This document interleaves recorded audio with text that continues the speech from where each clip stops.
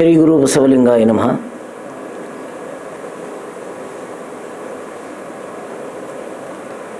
ವಿದ್ವಾಂಸರಾದ K Ravindranath ಅವರಲ್ಲಿ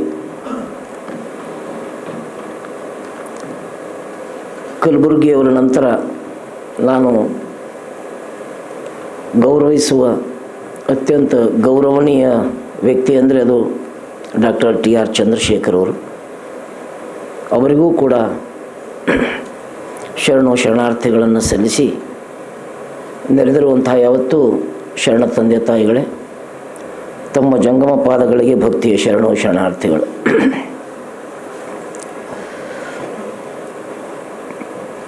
ಇಲ್ಲಿಯವರೆಗೆ academic ಆಗಿ ಬಹಳ ಸುಂದರವಾಗಿ ಕಲಬುರ್ಗಿ ಸರ್ ಸಾಧನೆಯನ್ನು ರವೀಂದ್ರನಾಥ್ ಸರ್ ಕಟ್ಟಿಕೊಟ್ಟಿದ್ದಾರೆ. ನನ್ನದೊಂದು ಆಕ್ಷೇಪ ಇತ್ತು ಕಲಬುರ್ಗಿ ಸರ್ ಜೊತೆ. ನಾನು ಸಾಹಿತ್ಯದ ವಿದ್ಯಾರ್ಥಿ ಆಗಿರಲಿಲ್ಲ, ಇಂಜಿನಿಯರ್ ಆಗಿದ್ದೆ.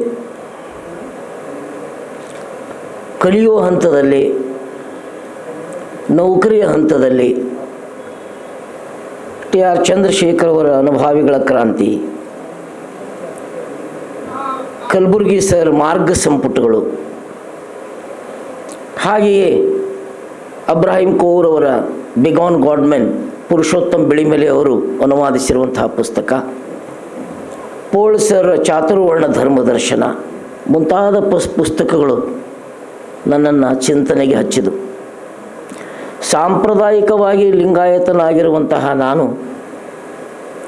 ಲಿಂಗಾಯತ ಅನ್ನುವಂತಹದ್ದು ಇಡೀ ಜೀವ ಜಗತ್ತಿನ ಒಳಿತಾಗಿ ನಿರ್ಮಾಣವಾಗಿರುವಂತಹ ಒಂದು ವ್ಯವಸ್ಥೆ ಅಂತೇಳಿ ನನಗನ್ನಿಸ್ಲಿಕ್ಕೆ ಶುರುವಾಯಿತು.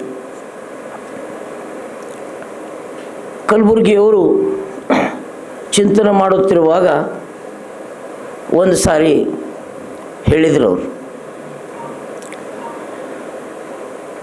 ಈ ಮತಗಳು ಅನ್ನುವಂಥವು, ಈ ಮಾತು ನನಗೆ ಬಹಳ ಹಿಡಿಸಿದ್ದು.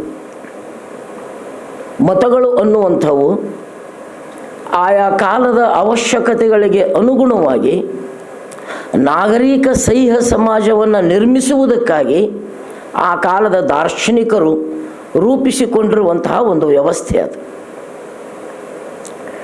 ಆ ಕಾಲದ ಸತ್ಯ ಏನು ಅವರಿಗೆ ಅನಿಸಿತ್ತೋ ಆ ಸತ್ಯವನ್ನು ಬದುಕುವ ಮಾರ್ಗ ಹೇಗೆ ಅಂಥೇಳಿ ಆಲೋಚಿಸಿದ ಹಿನ್ನೆಲೆಯಲ್ಲಿ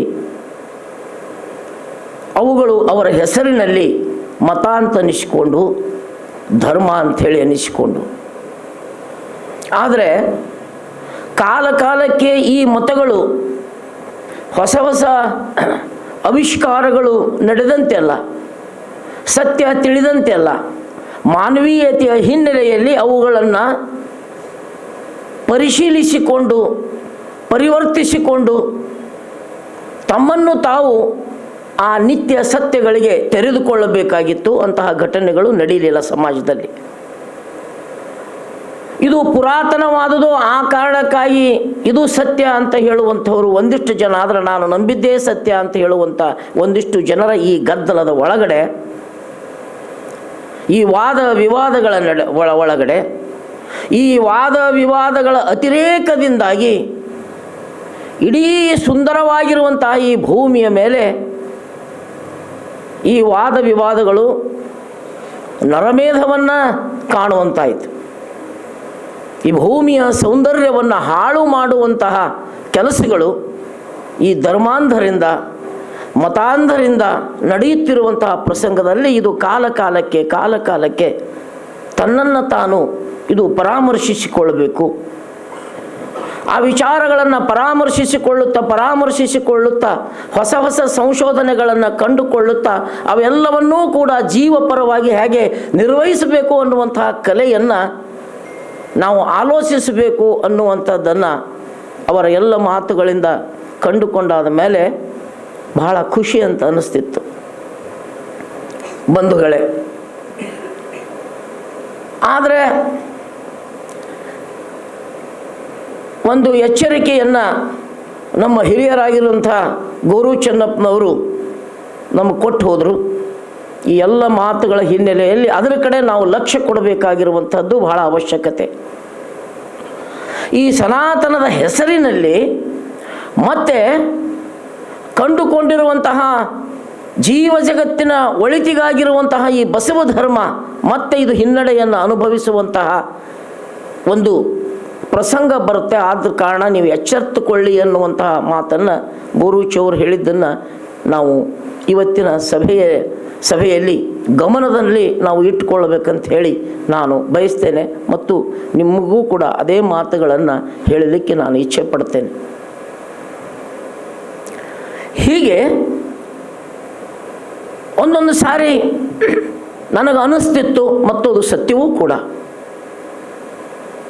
ಈ ಸತ್ಯಗಳು, ಈ ಬದುಕಿನ ಮೌಲ್ಯಗಳು ಎಲ್ಲಿಯವರೆಗೆ ವ್ಯಕ್ತಿಯ ಆಳಕ್ಕಿಳಿದು ವ್ಯಕ್ತಿಯಾಗಿ ಪರಿವರ್ತನೆಗೊಳ್ತಾವೋ ಅಲ್ಲಿಯವರೆಗೆ ಅವುಗಳು ಶಕ್ತಿಗಳಾಗಿರ್ತವೆ. ವ್ಯಕ್ತಿಯಲ್ಲಿ ಅವು ಅಂತರ್ಗತವಾಗಿ ಆ ವ್ಯಕ್ತಿಯೇ ಒಂದು ಶಕ್ತಿಯಾಗಿ ಬದಲಾವಣೆ ಆಗ್ತಾನೆ. ಆದರೆ ಆ ಸತ್ಯಗಳನ್ನು ಒಂದು ಸಂಸ್ಥೆಗೆ ನಾವು ಆರೋಪಿಸಿದಲ್ಲಿ, ಸಂಸ್ಥೀಕರಣಕ್ಕೆ ಅವುಗಳನ್ನು ಒಳಪಡಿಸಿದಲ್ಲಿ ಅನೇಕ ಅನಿವಾರ್ಯತೆಗಳು ಸೃಷ್ಟಿಯಾಗಿ ಆ ಸತ್ಯಗಳು ಸಾಯುವಂತಹ ಪ್ರಸಂಗವನ್ನು ನಾವು ನೋಡ್ತೇವೆ. ಹೀಗಾಗಿ 12ನೇ ಶತಮಾನದ ಶರಣರು ಈ ಮೌಲ್ಯಗಳನ್ನು ವ್ಯಕ್ತಿಗತವಾಗಿ ಆಚರಿಸುವಂತಹ ಕಲೆಯನ್ನು ರೂಢಿಸಿಕೊಂಡ್ರು. ಜೀವ ಜಗತ್ತೆಲ್ಲವೂ ಕೂಡ ಇದು ಒಂದೇ ಆಗಿದೆ ಅನ್ನುವಂತಹ ಸತ್ಯವನ್ನು ಕಂಡುಕೊಂಡ್ರು. ಆ ಸತ್ಯವನ್ನು ಕಂಡುಕೊಳ್ಳುವುದಕ್ಕಾಗಿ ಬೇಕಾಗಿರುವಂತಹ ಮನಸ್ಥಿತಿಯನ್ನು ಪಡೆಯುವುದಕ್ಕಾಗಿ, ಆ ಸಮಸ್ಥಿತಿಯನ್ನು ಪಡೆಯುವುದಕ್ಕಾಗಿ, ಸಮಚಿತ್ತವನ್ನು ಪಡೆಯುವುದಕ್ಕಾಗಿ ಆ ಅರಿವಿನ ಗಟ್ಟಿಯನ್ನು ಅಂಗೈಯೊಳಗಿಟ್ಟು ಇಡೀ ದೇಹವನ್ನೇ ಕ್ರಿಯಾಸ್ಥಳವನ್ನಾಗಿಸಿಕೊಂಡು ಅವರೆಲ್ಲರೂ ಕೂಡ ಅಂಗೈಯೊಳಗಿನ ಆ ಲಿಂಗವೆಂಬ ಜ್ಞಾನದ ಗಟ್ಟಿಯನ್ನು, ಅರಿವಿನ ಗಟ್ಟಿಯನ್ನು ತಮ್ಮೆದುರಿಗೆ ಇಟ್ಟುಕೊಂಡು ಅನುಸಂಧಾನ ಮಾಡುತ್ತಾ ತಮ್ಮನ್ನು ತಾವು ಶುದ್ಧೀಕರಿಸಿಕೊಳ್ಳುತ್ತಾ ಹೋದ ಕಾರಣಕ್ಕಾಗಿ ಅವರು ವಿಶ್ವಮಾನವರಾಗಿ ಬದುಕಿದರು. ಅವರು ಶರಣರು ಅಂತ ಅನಿಸಿಕೊಂಡ್ರು, ಜಂಗಮರು ಅಂತ ಅನಿಸಿಕೊಂಡ್ರು. ಇಂತಹ ಸಂಸ್ಕೃತಿಯನ್ನು, ಇಂತಹ ತಾಕತ್ತನ್ನು ಹೊಂದಿರುವಂತಹ ಆ ವ್ಯವಸ್ಥೆ ಮತ್ತೆ ಅದೇ ಸನಾತನಗಳ ದಾಳಿಗೆ ಬಲಿಯಾಯಿತು ಅಂತನ್ನುವುದನ್ನು ಗಮನಿಸಬೇಕು. ಉಪನ್ಯಾಸ ಮಾಡಲಿಕ್ಕೆ ನಾನು ಹೋಗೋದಿಲ್ಲ. ಕಟ್ಟಿಕೊಟ್ಟಿರುವಂತಹ ವ್ಯವಸ್ಥೆ, ಶರಣರು ಕಟ್ಟಿಕೊಟ್ಟಿರುವಂತಹ ವ್ಯವಸ್ಥೆ ಅಲ್ಲಿಂದ ಇಲ್ಲಿನವರೆಗೂ ಕೂಡ ಶಿಲುಬೆಗಳನ್ನು ಏರುತ್ತಲೇ ಬಂದಿದೆ. 12ನೇ ಶತಮಾನದಲ್ಲಿ ನರಮೇಧವಾಯಿತು. ನಂತರದಲ್ಲಿ ಮತ್ತೆ ಅಂತಹ ಪ್ರಸಂಗಗಳು ಮರುಕಳಿಸುತ್ತಲೇ ಬಂದವು. ಕಲಬುರ್ಗಿ ಸರ್ ಅಂಥವರಿಗೆ ಬಹುಶಃ ಅರ್ಥ ಆಯಿತು. ಇಷ್ಟೆಲ್ಲವನ್ನು ಸಂಶೋಧಿಸಿ ಕೊಟ್ಟಾದ ಮೇಲೆಯೂ ಕೂಡ ಇವತ್ತಿಗೆ ಸುಮಾರು 444ಕ್ಕೂ ಮೀರಿ ಲಿಂಗಾಯತ ಪುಣ್ಯ ಪುರುಷರ ಮಾಲೆಯ ಪುಸ್ತಕಗಳು ಪ್ರಕಟವಾಗಿವೆ. ರವೀಂದ್ರನಾಥ್ ಸರ್ ಹೇಳಿದ್ರಂತ ನಾನು ಹೇಳ್ತೇನೆ. ಹೀಗೆ ಇಡೀ ಲಿಂಗಾಯತಕ್ಕೆ ದುಡಿದಿರುವಂತಹ, ಲಿಂಗಾಯತದ ಅಸ್ಮಿತೆಗಾಗಿ ದುಡಿದಿರುವಂತಹ ವ್ಯವಸ್ಥೆ ನಮ್ಮ ಮಧ್ಯೆ ಇದ್ದರೂ ಕೂಡ ಎಲ್ಲಿಯೋ ಒಂದು ಕಡೆ ಸಂಸ್ಥೀಕರಣದ ಅಪಾಯಕ್ಕೆ ಒಳಗಾಗಿ ನಮ್ಮ ಅಸ್ಮಿತೆಯನ್ನು ನಾವು ಕಳೆದುಕೊಂಡೆವು. ನಮ್ಮನ್ನು ನಾವು ಈ ಮಠಪೀಠಗಳಿಗೆ ಮಾರಿಕೊಂಡೆವು. ಹೀಗಾಗಿ ಮಠಪೀಠಗಳಿಗೆ ಅನ್ವಯವಾಗುವಂತೆಯೇ ಈ ತತ್ವಗಳನ್ನು ಪರಿಷ್ಕರಿಸಿಕೊಂಡು ಬದುಕುವಂತಹ ಸ್ಥಿತಿಗೆ ಬಂದೇವೇ ವಿನಃ ಈ ಸತ್ಯಗಳನ್ನು ನಮ್ಮ ಅಂತಃಕರಣದ ಮೌಲ್ಯಗಳಾಗಿ ನಾವು ಸ್ವೀಕರಿಸಲೇ ಇಲ್ಲ. ಹೀಗಾಗಿ ಅವುಗಳನ್ನು ಪರಿಷ್ಕರಿಸುವಂತಹ, ಅವುಗಳನ್ನು ಪರಿಷ್ಕರಣೆ ಮಾಡುವಂತಹ ಅಗತ್ಯ ಹಿಂದೆಂದಿಗಿಂತಲೂ ಇದೆ ಅನ್ನುವುದನ್ನು ನಾವು ಮರೆಯಬಾರದು. ಯಾವುದೋ ಅನಿವಾರ್ಯತೆಗಾಗಿ ಲಿಂಗಾಯತದ ಪರವಾಗಿ, ಬಸವಾದಿ ಶರಣರ ಪರವಾಗಿ ಮಾತನಾಡುತ್ತಾರೆ ಎಂದ ಮಾತ್ರಕ್ಕೆ ಎಲ್ಲ ಸ್ವಾಮಿಗಳನ್ನು ಒಪ್ಪಿಕೊಳ್ಳುವಂತಿಲ್ಲ, ಮಠಗಳನ್ನು ಒಪ್ಪಿಕೊಳ್ಳುವಂತಿಲ್ಲ.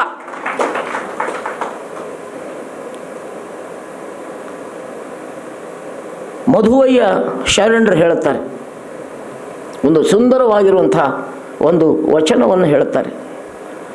ನಾನು ಮತ್ತು ರಾಜು ಮಾತಾಡ್ತಾ ಇದ್ವಿ ಆ ವಚನದ ಕುರಿತಾಗಿ. ತನುವಿನಲ್ಲಿ ನಿರ್ವಾಣ, ಮನದಲ್ಲಿ ಸಂಸಾರ. ತನುವಿನಲ್ಲಿ ನಿರ್ವಾಣ, ಮನದಲ್ಲಿ ಸಂಸಾರ. ಅದನ್ನೆಂತೂ ನಾನು ಅರಿವನ್ನೆಂಬೆ. ಘಾತುಕನ ಕೈಯಲ್ಲಿ ಕತ್ತಿಯಂತೆ ಈ ಸಮಾಜಕ್ಕೆ ಹಿತವಿಲ್ಲ. ಘಾತಕನ ಕೈಯಲ್ಲಿ ಕತ್ತಿ ಎಂದಿದ್ರೂ ಕೂಡ ಅದು ಆತನನ್ನು ನಾಶ ಮಾಡುವುದೇ. ಈ ಎಚ್ಚರಿಕೆಯನ್ನು, ಈ ಪ್ರಜ್ಞೆಯನ್ನು ನಾವು ಇಟ್ಟುಕೊಳ್ಳದೆ ಹೋದರೆ ಮತ್ತೊಮ್ಮೆ ಕಲಬುರಗಿಯವರನ್ನು ಕೊಲೆ ಮಾಡಿದಂತೆ ಆಗುತ್ತದೆ ಅನ್ನುವಂತಹ ಮಾತುಗಳನ್ನು ನಾವು ಮರಿಬಾರದು. ಈ ಎಚ್ಚರಿಕೆ ಎಲ್ಲಿಯವರೆಗೆ ನಮ್ಮೊಳಗೆ ಅಂತಃಕರಣದೊಳಗೆ ಉಳಿಯುತ್ತದೆಯೋ ಅಲ್ಲಿಯವರೆಗೆ ಇಡೀ ಸಮಾಜ ಜಾಗೃತವಾಗ್ತದೆ. ಸಮಾಜದ ಧುರೀಣತ್ವವನ್ನು ನಾವು ಹೊಂದಿಕೊಂಡಿದ್ದೇವೆ ಅನ್ನುವಂತಹ ಶಕ್ತಿಗಳೂ ಕೂಡ ಜಾಗೃತವಾಗಿರ್ತವೆ. ಇಲ್ಲದಿದ್ದರೆ ನಮ್ಮನ್ನು ದಿಶಾಭೂಲು ಮಾಡುವಂತಹ, ನಮ್ಮನ್ನು ದಿಕ್ಕು ತಪ್ಪಿಸುವಂತಹ ಕೆಲಸಗಳು ನಡೀತವೆ ಅನ್ನುವಂಥದ್ದನ್ನು ನಾವು ಮರೆಯಬಾರದು. ಅದ್ಭುತವಾಗಿ ವಚನಗಳ ನಿರ್ವಚನ ಮಾಡುವುದನ್ನು ಕಲಬುರಗಿಯವರು ಕಲಿಸಿಕೊಟ್ಟರು. ನಾವು ಅದರಿಂದನೇ ಪ್ರಭಾವಿತರಾದಂಥವ್ರು. ಉಳ್ಳವರು ಶಿವಾಲಯ ಮಾಡುವರಯ್ಯ, ನಾನೇನು ಮಾಡಲಿ ಅನ್ನುವಂತಹ ವಚನ, ನುಡಿದರೆ ಮುತ್ತಿನ ಹಾರದಂತಿರಬೇಕು ಅನ್ನುವಂತಹ ವಚನ. ನಮ್ಮ ಗುರುಗಳು TR ಚಂದ್ರಶೇಖರ್ ಅವರು ಮೇಲಿಂದ ಮೇಲೆ ಉದಾಹರಿಸುವ ವೇದಗಳಿಗೆ ಹೊರೆಯನಿಕ್ಕುವೆ ಅನ್ನುವಂತಹ ವಚನದ ಆ ಕೊನೆಯ ಸಾಲಿನಲ್ಲಿ ಏಕೆಂದರೆ ಮಾದಾರ ಚೆನ್ನಯ್ಯನ ಮಗ ನಾನು, ವೇದಕ್ಕೆ ಹೊರೆಯನಿಕ್ಕುವೆ, ಶಾಸ್ತ್ರಕ್ಕೆ ನಿಕ್ಕುವೆ, ಆಗಮದ ಮೂಗು ಕೊಯ್ಯುವೆ, ಬೆನ್ನ ಬಾರನೆ. ಹೌದು, ಇಷ್ಟೆಲ್ಲ ಅಂದಮೇಲೆ ಮಾದಾರ ಚೆನ್ನಯ್ಯನ ಮಗ ನಾನು ಅನ್ನುವ ಉದ್ದೇಶ ಏನು ಸಂಬಂಧ? ಅದನ್ನು ಭಾಳ ಚಂದ ಗುರುತಿಸ್ತಾರೆ. ಶಿಕ್ಷೆ ಯಾವನೇ ಕೊಡಲಿ ಅದನ್ನು ಅನುಷ್ಠಾನಗೊಳಿಸುವ ಹಕ್ಕು ಮಾದಾರ ಜನಾಂಗಕ್ಕೆ ಇರುವ ಕಾರಣ ನಾನು ಮಾದಾರ ಚೆನ್ನಯ್ಯನ ಮಗ ನಾನು. ನೀವು ಸನಾತನ ವ್ಯವಸ್ಥೆ ಮಾಡಿರುವಂತಹ, ಹಿಂದಿನವರು ಮಾಡಿರುವಂತಹ ಯಾವುದೋ ಕಾರಣಕ್ಕಾಗಿ ಯಾವುದೋ ನೆಪಗಳನ್ನು ಹೇಳಿಕೊಂಡು ಮಾಡಿರುವಂತಹ ಎಲ್ಲ ತಪ್ಪುಗಳಿಗೆ ಶಿಕ್ಷೆಯನ್ನು ಕೊಡುವಂತಹ ಅಧಿಕಾರ ನನಗಿದೆ. ಏಕೆಂದರೆ ಆ ಶಿಕ್ಷೆಯನ್ನು ಅನುಷ್ಠಾನಗೊಳಿಸುವ ಮಾದಾರ ಪರಂಪರೆಯ ಚೆನ್ನಯ್ಯನ ಮಗ ನಾನು ಅಂಥೇಳಿ ಅವರು ಅದನ್ನು ವ್ಯಾಖ್ಯಾನಿಸ್ತಾರೆ. ವಚನ ನಿರ್ವಚನಕ್ಕೆ ತಮ್ಮದೇ ಆಗಿರುವಂತಹ ಒಂದು ಕಳೆಯನ್ನು ಕಟ್ಟಿಕೊಡ್ತಾರೆ, ಒಂದು ಕಲೆಯನ್ನು ರೂಢಿಸ್ತಾರೆ. ಹಡೆದೊಡವೆ ವಸ್ತುವನ್ನು ಮೃಳಭಕ್ತರಿಗಲ್ಲದೆ ಕಡಬಡ್ಡಿಯ ಕೊಡಲಾಗದು ಅನ್ನುವಂತಹ ವಚನದ ನಿರ್ವಚನ ನಮ್ಮಂಥವ್ರನ್ನ ವಚನಗಳ ಸೆಳುವಿಗೆ ಜಗ್ಗಿ ಬಿಡ್ತದೆ. ಅದಕ್ಕೆ ಚಿದಾನಂದ ಮೂರ್ತಿಗಳು ಬರೀತಾರೆ, ಕಲಬುರಗಿಯವರು ಶಿಷ್ಯರು ಬರೀತಾರೆ, ಚಿದಾನಂದ ಮೂರ್ತಿಗಳು ಶಿಷ್ಯರು ಬರೀತಾರೆ. ಆಶ್ಚರ್ಯ, ಅನೇಕ ಬಾರಿ ಇದೆ. ಒಂದೇ ಒಂದು ವಚನದ ಕುರಿತಾಗಿ ದೊಡ್ಡ ದೊಡ್ಡ ವಿದ್ವಾಂಸರು ಚಿಂತನೆಗಳನ್ನು ಮಾಡ್ತಾರೆ. ಹಡೆದಡುವೆ ವಸ್ತುವನ್ನು ಮೃಳಭಕ್ತರಿಗಲ್ಲದೆ ಕಡಬಡ್ಡಿಯ ಕೊಡಲಾಗದು ಅನ್ನುವ ಹಿನ್ನೆಲೆಯೊಳಗೆ ನಡೆದಿರುವಂತಹ ಚಿಂತನ. ಹೀಗಾಗಿ ನಿರ್ವಚನದ ಕುರಿತಾಗಿಯೇ ಒಂದು ಗ್ರಂಥವನ್ನು ಪ್ರೊಫೆಸರ್ ಚಂದ್ರಶೇಖರ್ ವಸ್ತ್ರದವರು ಅದನ್ನು ತಗೊಂಡು ಬಂದಿದ್ದಾರೆ.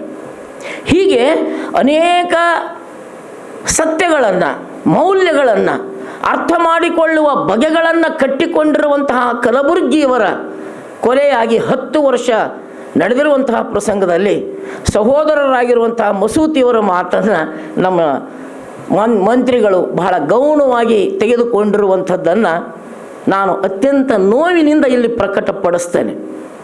ಯಾರೇ ಆಗಿರಬಹುದು, 10 ವರ್ಷಗಳು ಗತಿಸಿದರೂ ಕೂಡ ಇಂತಹ ತತ್ವವನ್ನು ಬದುಕಿರುವಂತಹ ವ್ಯಕ್ತಿಗಳ ಕುರಿತಾಗಿ ಅವರಿಂದಲೇ ಉಪಕೃತರಾಗಿ ಮೇಲೇರಿದಂಥವರು ಕೂಡ ಅವರ ಕುರಿತಾಗಿ ಉಪೇಕ್ಷೆ ಮಾಡುವಂಥವ್ರು ಅದರ ಒಂದಿಷ್ಟು ಜನ.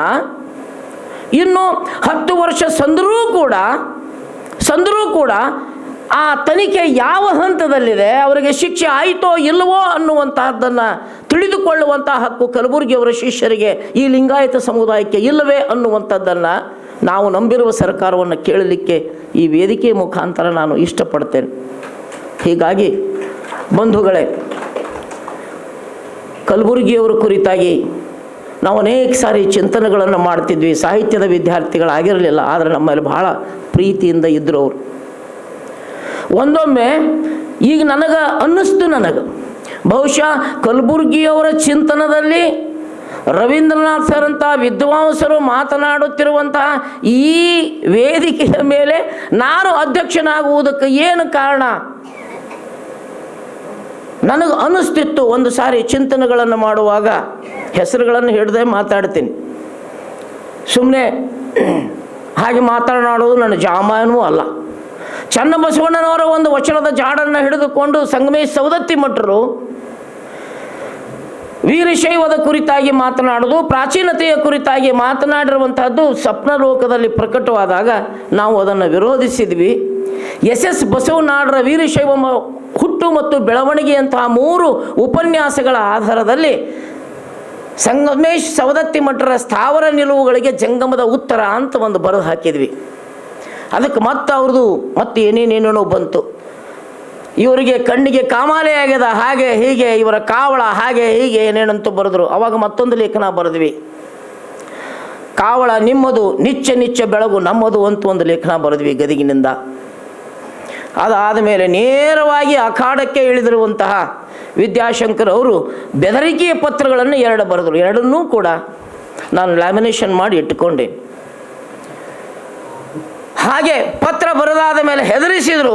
ಗುಲ್ಬರ್ಗದಲ್ಲಿ ಅದು ನಮ್ಮ ಸಿದ್ದರಾಮಪ್ಪ ಬಾಲಪ್ಪಗಳವ್ರ ಮೇಲೆ ಕೇಸ್ ಹಾಕಿದ್ರು ಅವರು. ಈಗಾಗಲೇ ಅವರು ಕೋರ್ಟಿನೊಳಗೆ ಕೇಸ್ ಎದುರಿಸ್ತಾರ, ನೀವು ಕೂಡ ಎದುರಿಸ್ಬೇಕಾಗ್ತೈತಿ. ಬರೆದ ಮೇಲೆ ನಾವು ಬರೆದ್ವಿ, ಖಂಡಿತವಾಗಿಯೂ ಅಂತಹ ಒಂದು ಸುದಿನಕ್ಕಾಗಿ ನಾವು ಕಾಯುತ್ತಿದ್ದೇವೆ. ಮತ್ತೆ ತಮ್ಮ ಸ್ವಪ್ನ ಲೋಕದಲ್ಲಿ ಒಂದು ಲೇಖನವನ್ನು ಬರೀತಾರೆ. ಇವರು ಬರೆದಿರುವುದನ್ನು ನೋಡಿದರೆ ಖಂಡಿತ ಇವರು ಕಲಬುರ್ಗಿಯವರ ಚೇಲ ಆಗಿರಬೇಕು ಎನ್ನಿಸುತ್ತದೆ. ಆವಾಗ ನಾವು ಬರೆದ್ವಿ, ಹೌದು, ನನಗೆ ಅತ್ಯಂತ ಸಂತೋಷದ ಸಂಗತಿಯನ್ನು ನೀವು ಹೇಳಿದ್ದೀರಿ. ನಾನು ಸಾಹಿತ್ಯದ ವಿದ್ಯಾರ್ಥಿ ಅಲ್ಲ, ಆದರೆ ಕಲಬುರ್ಗಿಯವರ ಚೇಲ ಎಂದು ಹೇಳಿದ್ದು ನನಗೆ ಒಂದು ಪ್ರಶಸ್ತಿಯನ್ನು ಕೊಟ್ಟ ಹಾಗಿದೆ. ಆದರೆ ಕಲಬುರ್ಗಿಯವರು ನನ್ನನ್ನು ತಮ್ಮ ಚೇಲ ಎಂದು ಅವರು ಒಪ್ಪಿಕೊಂಡರೆ ಬದುಕಿನಲ್ಲಿ ಇದಕ್ಕಿಂತ ದೊಡ್ಡ ಸೌಭಾಗ್ಯ ನನಗೆ ಇಲ್ಲವೆಂದು ನಾನು ಭಾವಿಸುತ್ತೇನೆ. ಹೀಗಾಗಿ ಕಲಬುರ್ಗಿಯವರ ಚಿಂತನೆ ನಡೆಯುತ್ತಿರುವಂತಹ ಪ್ರಸಂಗದಲ್ಲಿ ಅವರ ಶಿಷ್ಯರಾಗಿರುವಂತಹ ವಿದ್ವಾಂಸರಾದ ಕೆ ರವೀಂದ್ರನಾಥ್ ಅವರ ಈ ಕಾರ್ಯಕ್ರಮದಲ್ಲಿ ನಾನು ಅಧ್ಯಕ್ಷನಾಗಿರುವುದು ಬಹುಶಃ ಅವರ ಚೇಲ ಅಂತ ತಿಳ್ಕೊಂಡು ಆ ಪ್ರಶಸ್ತಿಯನ್ನು ಪಡೆದ ಕಾರಣಕ್ಕಾಗಿ ನನಗೆ ಸಿಕ್ಕೈತೆ ಅನ್ನೋದನ್ನು ಅತ್ಯಂತ ಅಭಿಮಾನದಿಂದ ನಾನು ಸ್ವೀಕಾರ ಮಾಡ್ತೇನೆ. ಬಹಳಷ್ಟನ್ನು ಕಲಬುರ್ಗಿಯವರು ನಮಗೆಲ್ಲ ಕಲಿಸಿದರು.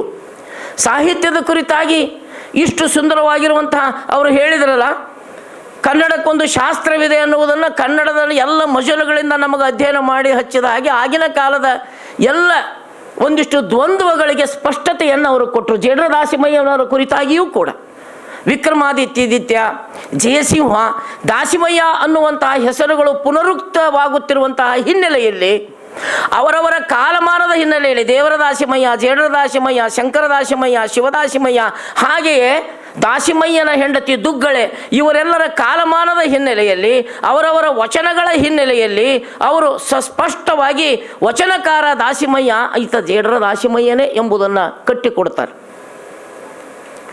ಹಾಗೆಯೇ ಅನೇಕ ಪ್ರಸಂಗಗಳಲ್ಲಿ ಅವರು ನಮಗೆ ತೆಲುಗು ಮಾರ್ಗ ಒಂದು ಸಂಪುಟಗಳನ್ನು ದಯವಿಟ್ಟು ತಾವೆಲ್ಲ ಗಮನಿಸಬೇಕು. ಬಹಳಷ್ಟು ಜನರು ಹೇಳ್ತಿದ್ರು ಕಲಬುರ್ಗಿಯವರು ಸರಿಯಾದ ರೀತಿಯೊಳಗೆ ಮೊದಲೇ ಹೇಳಬೇಕಾಗಿತ್ತು ತಮ್ಮ ಸಂಶೋಧನೆಗಳನ್ನು. ಆದರೆ ಕಲಬುರ್ಗಿಯವರಿಗೆ ಸ್ಪಷ್ಟತೆ ಆವಾಗಲೂ ಇತ್ತು. ಮಾರ್ಗ ಒಂದರಲ್ಲಿ ತೆಲುಗು ಜೊಮ್ಮಯ್ಯನ ಪ್ರಸಂಗ ಬರ್ತದೆ.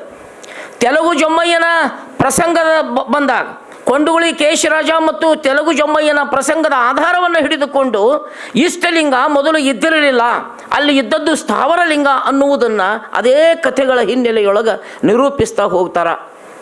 ಹೀಗೆ ನಮ್ಮಲ್ಲಿ ಯಾವ್ಯಾವ ದ್ವಂದ್ವಗಳು ಶರಣ ಸಂಸ್ಕೃತಿಯ ಹಿನ್ನೆಲೆಯಲ್ಲಿ ಅಥವಾ ಶರಣರ ಇತಿಹಾಸಕ್ಕೆ ದ್ವಂದ್ವಗಳು ಅಂಟಿಕೊಂಡಿವೆಯೋ ಆ ಎಲ್ಲ ದ್ವಂದ್ವಗಳನ್ನು ಅವರು ತಮ್ಮ ಅಧ್ಯಯನದ ಮುಖಾಂತರ ಅವರು ನಿರಂತರವಾಗಿ ಆ ದ್ವಂದ್ವಗಳನ್ನು ನಿವಾರಿಸುತ್ತಲೇ ಬಂದರು. ಅಂತ ಅನೇಕ ದ್ವಂದ್ವಗಳನ್ನು ನಿವಾರಿಸಿದ ಸಂಗತಿಗಳನ್ನು ವಿದ್ವಾಂಸರಾದ ರವೀಂದ್ರನಾಥ್ ಅವರು ಹೇಳಿದ್ದಾರೆ.